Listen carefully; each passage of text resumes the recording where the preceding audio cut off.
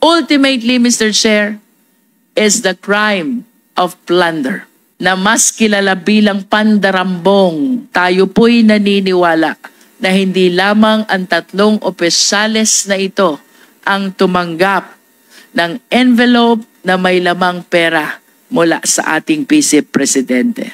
They did this not just once, not just twice, but thrice for Mr. Fajardo. And for Ms. Acosta, I have to state, she did it 4 times.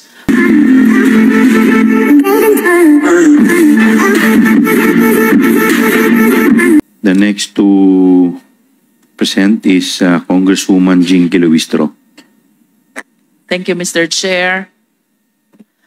I just want to reiterate, while it has been said repetitively already, that our ultimate objective here in conducting this inquiry in aid of legislation is to be able to enhance existing laws, come up with new ones if the need are determined, Mr. Chair.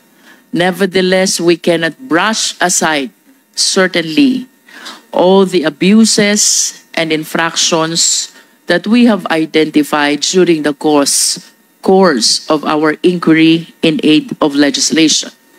And in addition to the offenses which have been raised already by our esteemed colleagues, I wish to add perjury. Perjury can be committed orally or in writing. If it is orally, the perfect example or illustration, I believe, are misrepresentations during inquiry in aid of legislation. We often hear this: you will be committing perjury because all resource persons in inquiry in aid of legislation and even in all forms of investigation, we place them under oath.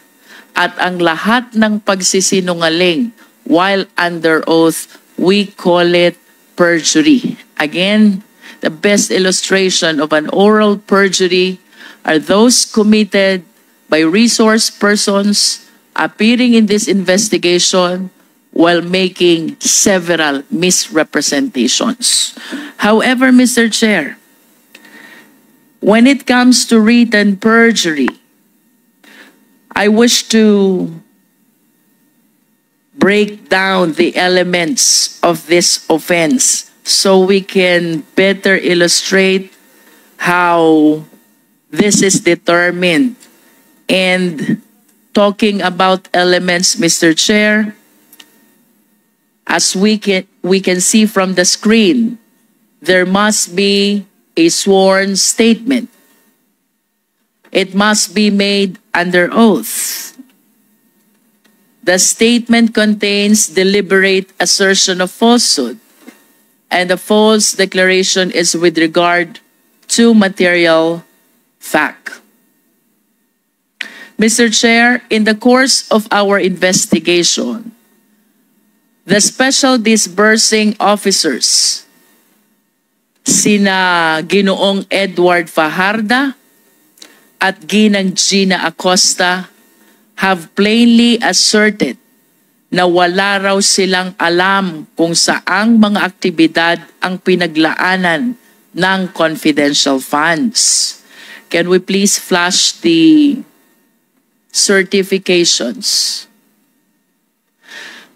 Ayon sa kanila, basta-basta lang raw nila sinunod ang utos sa kanila ng ating Vice Presidente na ipasa ang confidential funds in the total amount of 612.5 million pesos, lagpas, Mr. Chair, sa kalahating bilyon sa ibang tao na siya raw na mahala at nag-disburse nito.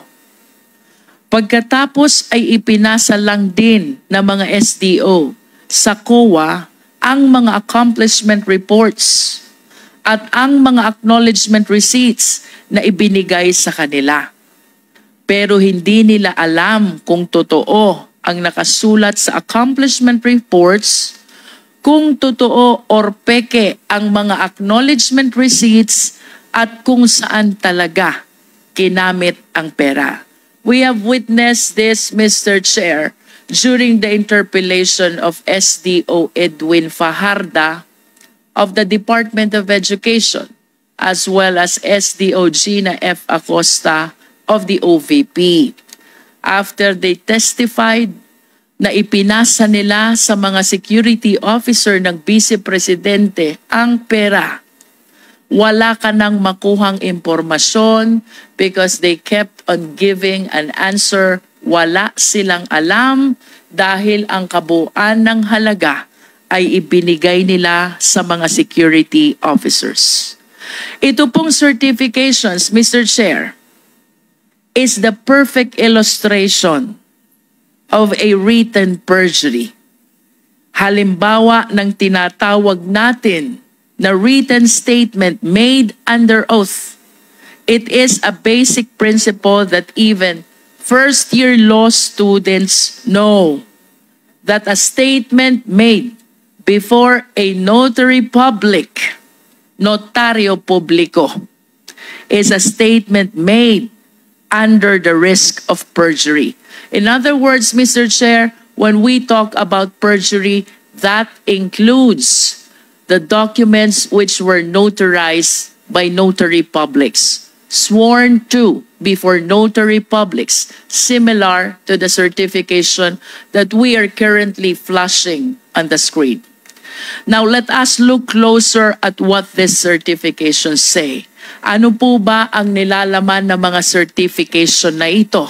Number 1, yung expenses where the confidential funds were supposedly spent on were incurred in connection with the agency's intelligence and or confidential operations and activities. I wish to reiterate, paano po malalaman ng ating mga special disbursing officers whether the first certification is indeed correct if they simply handed the money to the security officers? The second content, yung mga pinaggastosan raw ng confidential funds ay necessary and utilized for legal purposes. Again, Mr. Chair, how will they certify to this fact when they are totally unaware about the activities where the confidential funds were allegedly spent?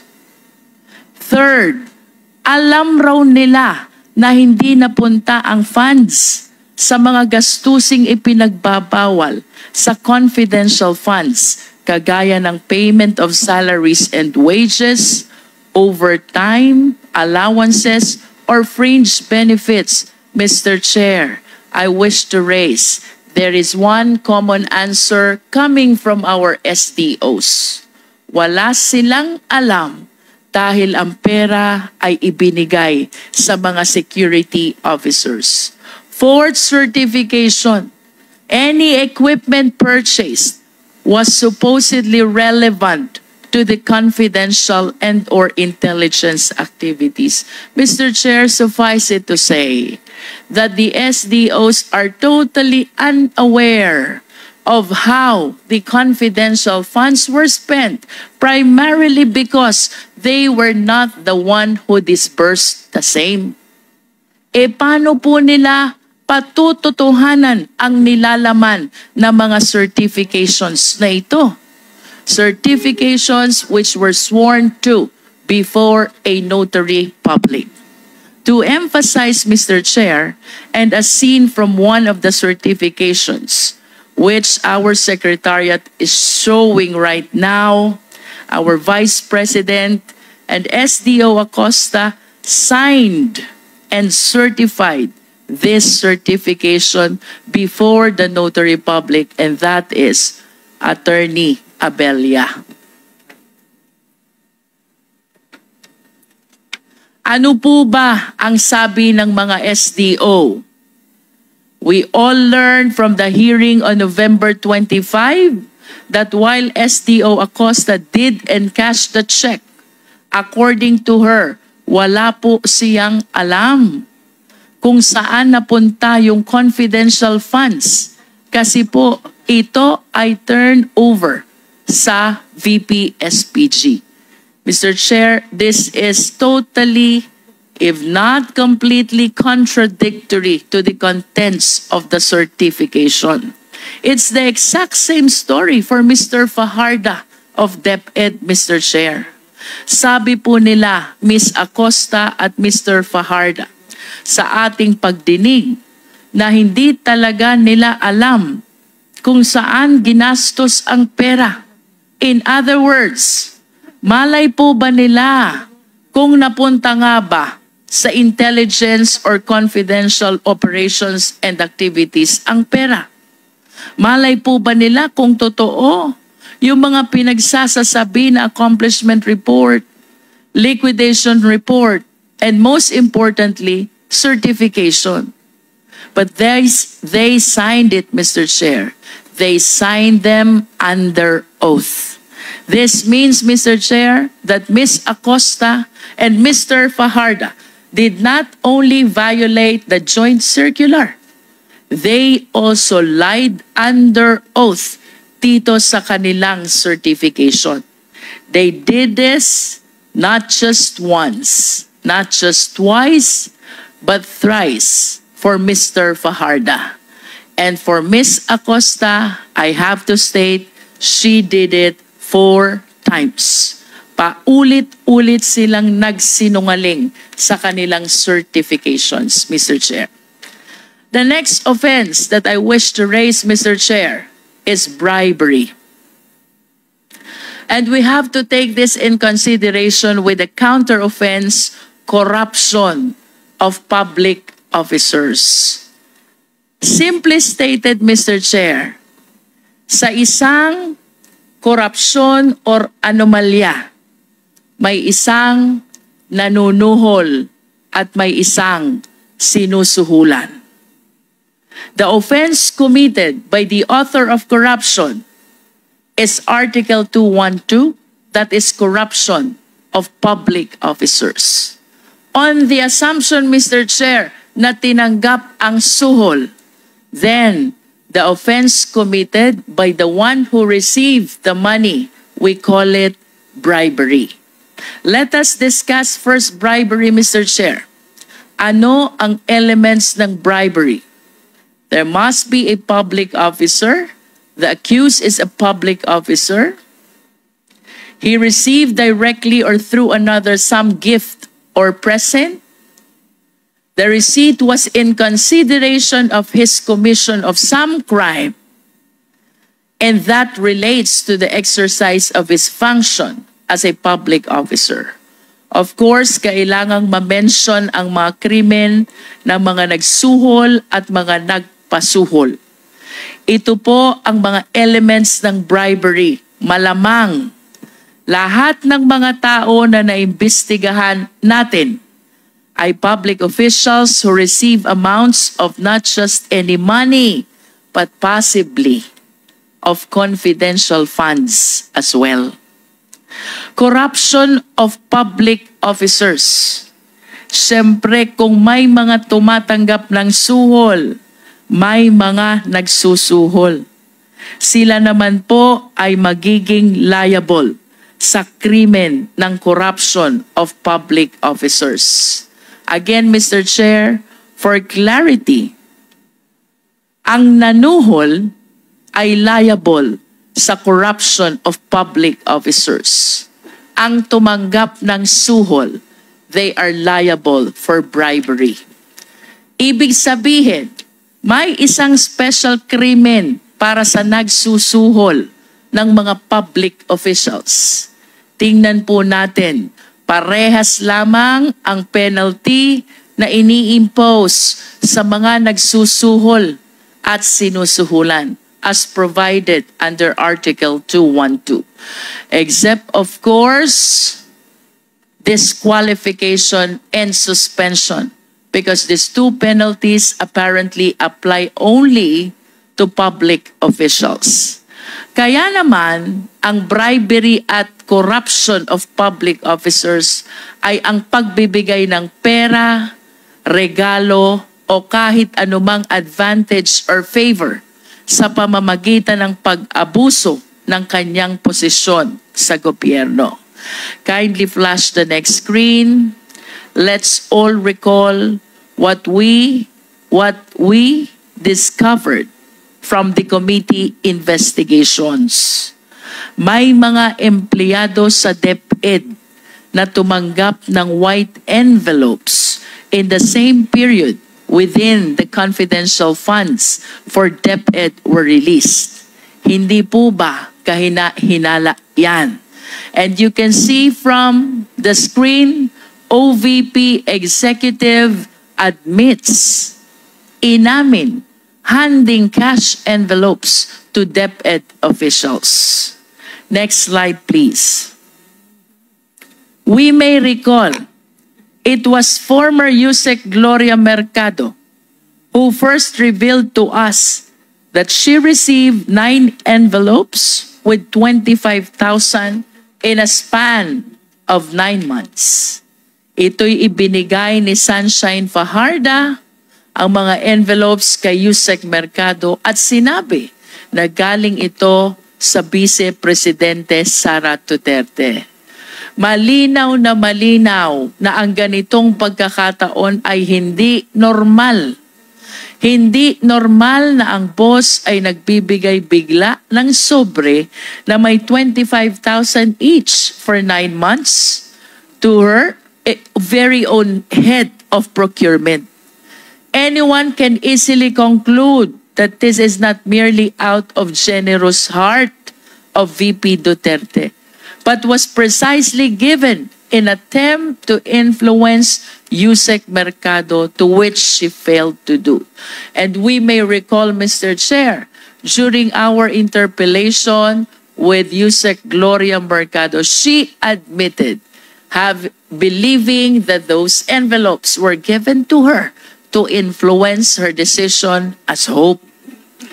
Next slide, please. It was not a surprise when former Chairman Resty Osayas, this is our second DepEd official, he is the chairman of DepEd Bids and Awards Committee. He admitted, siya rin ay nakatanggap ng sobre na may laman na pera. Again, another key official in the procurement process of the DepEd. And yet again, another act of corruption plaguing in the DepEd. Yung nauna, Mr. Chair, USEC Mercado, she was the hope of DepEd. And this time, we have Chairman Resty Osayas, Chairman of DepEd Bids and Awards Committee. Both admitted having received envelopes with money inside. Next slide, please. Of course, sino pong makakalimot sa ating Chief Accountant ng DepEd, Ms. Runa Catalan. Like former USEC Mercado, like Mr. Osayas, Ma'am Catalan received the same number of envelopes containing the same amount of money in the same period of February to September 2023. Again, another key official in the DepEd who necessarily deals with the public funds of the DepEd was blinded by an alleged gift from VP Duterte. But it was later on revealed that she was requested by Sunshine Fajarda, the very person who handed her the envelopes, to sign the liquidation reports without its supporting documents. Again, corruption prevailed. Mr. Chair, in line with the issue of bribery and corruption, I wish to manifest that there is a chance that the 3 key officials of DepEd, who I previously mentioned, Yusek Mercado, Mr. Osayas, Ms. Catalan, were not only employees of DepEd who received envelopes with cash. I believe that it is only a matter of time. And I hope that light be shed on this alarming revelation. Tayo po'y naniniwala na hindi lamang ang 3 opisyales na ito ang tumanggap ng envelope na may lamang pera mula sa ating Vice Presidente. Ultimately, Mr. Chair, is the crime of plunder. Isa pa sa ating nakitaan na maaring ikaso mula sa ating mga nadinig sa ating komite, rito ay ang violation ng plunder sa ilalim ng Republic Act 7080 as amended.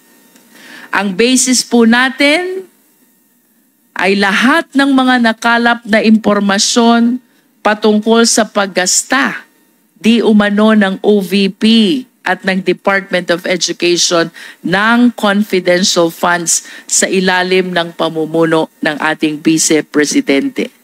Mapapansin po natin na wala pong naipakita na ebidensya kung saan totoong napunta talaga ito. Pinatutunayan lang ng mga opisinang ito sa pamamagitan ng acknowledgement receipts na atin namang napansin ng napakaraming anomalya. Pareho ang sulat, pareho ang pirma, pareho ang tinta ng ballpen. Ang impossibility na ito ay na-disburse ayon sa dami ng resibo sa iisang araw lamang. At isama na din po natin ang mga nadiskubre nating pangalang Mary Grace Piatos at Kokoy Villamin na napatunayan na wala sa database ng Philippine Statistics Authority. Ang isang konklusyon na aming nakikita sa mga ito ay hindi tunay, pineke lamang ang mga ito upang maipamukha lamang na ginasta ito para sa surveillance activities upang magamit ang pondong ito sa ibang kagamitan o pansariling interes. Ano nga ba ang plunder, Mr. Chair?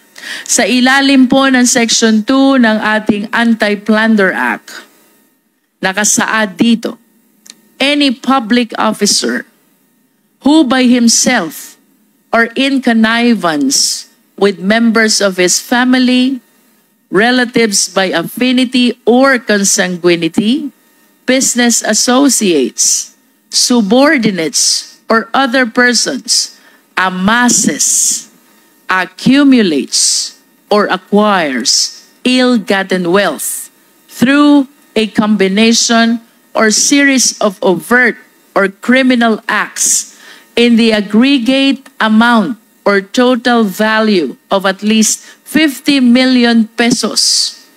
Nakasaad din rito na ang penalty ng paglabag ay reklusyon perpetua na may katumbas na 20 years and 1 day hanggang 40 years. I wish to add, Mr. Chair, na ito pong kasong ito, considering the penalty of reclusion perpetua is non-payable. Kalakip din po ng penalty na ito ang perpetual absolute disqualification, which includes deprivation of such person from holding public office and employment kahit pa manalo sa eleksyon. Kaya naman, Mr. Chair, ang plunder sa madaling salita ay ang pagnanakaw ng pera mula sa kabanang bayan na may halaga na higit sa 50 million pesos sa pamamagitan ng paggawa ng ibang krimen. Next slide, please. Kung makikita po natin sa ating screen, mayroong total na 7 umaabot sa 612 million pesos.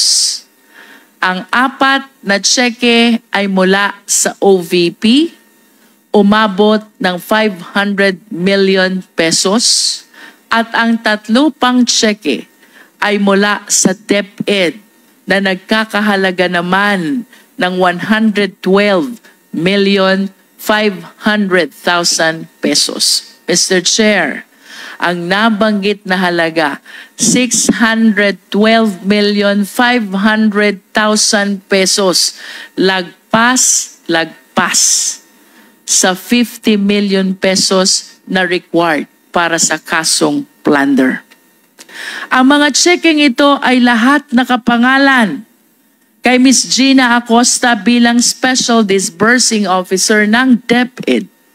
Inamin niya sa atin na imbis na i-disburse na ito as confidential expenses, ay sinunod ang utos ng Vice Presidente na ibigay ang pera sa kanyang security officer. Dito naman po sa Department of Education, ang payee sa mga cheque ay ang Special Disbursing Officer Edward Fajarda. Former Special Disbursing Officer of DepEd. Inamin rin niya na nung nakaraang hearing na ang perang kanyang natatanggap ay kanyang ibinibigay sa security officer sa utos din ng ating Vice Presidente. Mr. Chair, I wish to show the breakdown of the confidential funds which were received both by DepEd and OVP. For OVP, Mr. Chair, for clarity, we have 125 million, that is last quarter of 2022, and then 125 million for the first, second, third quarters of 2023, total of 375. So 2022, which is 125, and 2023, which is 375, that is 500 million in total confidential funds utilized by the Office of the Vice President, Mr. Chair. For DepEd, Mr. Chair, I understand that this were utilized during the first 3 quarters of 2023, 37,500,000 each for the first, second, and third quarter of 2023, which totaled to 112 million pesos confidential fund utilized by the Department of Education. In total, Mr. Chair, ang kabuang halaga po na ating naimbestigahan pertaining to the utilization of confidential fund is 612,500,000 pesos. Napakalaki at nakakalula. And to be very candid, Mr. Chair, ilang bata na sana ang ating napakain. Ilang bata na sana ang ating napaaral. At ilang pamilya na sana ang ating nabigyan ng bahay. Mr. Chair, considering that the amounts involved here far surpass the threshold for plunder, na mas kilala bilang pandarambong, it is my humble position na dapat po talaga ay maipagpatuloy at mapalalim pa ang investigasyon upang malaman kung sino ang nakinabang sa perang ito. Such an investigation, however, we will ensure will be conducted, Mr. Chair. Hindi po basta-basta ang mga pangyayaring natuklasan natin rito. Finally, Mr. Chair, ayon po sa isang Supreme Court decision, this is Macapagal Arroyo versus People, GR numbers 220598 and 220953, dated July 19, 2016. On the crime of plunder, napag-usapan po dito ng Supreme Court ang will, conspiracy na nagaganap in the commission of plunder. Kaya kung may pagpapatuloy po ang investigasyon, maigi pong matingnan kung sino po ba ang hub, sino ang mga spokes, ilang conspiracy po ba ang ating pinag-uusapan. In other words, Mr. Chair, we will look forward that as the other agencies conduct an in-depth investigation on this, we will look forward sino ang hub, sino ang sentro, sino ang nakikinabang dito sa alleged will conspiracy na ito. Maraming salamat, Mr. Chair. Thank you, Congresswoman Jinky Luistro.